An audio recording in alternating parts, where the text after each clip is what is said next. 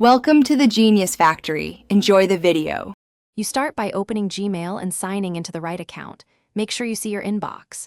Type the person's name, email, or phone into the search bar because Gmail indexes messages and contacts. Once done, add modifiers like from or has attachment to focus results faster. This reduces noise.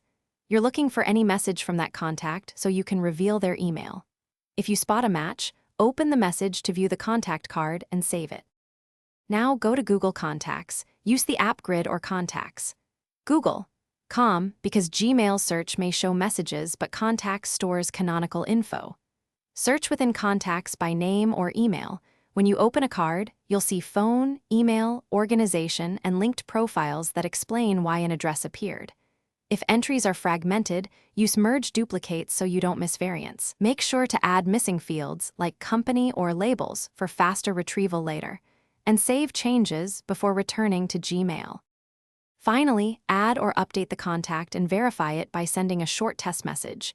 This confirms the address is deliverable and appears in recent contacts. Make sure Contact Sync is enabled on your phone and that you're viewing the correct Google account because multiple accounts cause missing entries.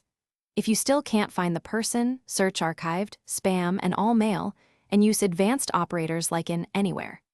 Quick troubleshooting. Clear filters and sync. Then retry the search so Gmail reindexes recent changes. Thanks for watching. If you found this helpful, don't forget to like and subscribe.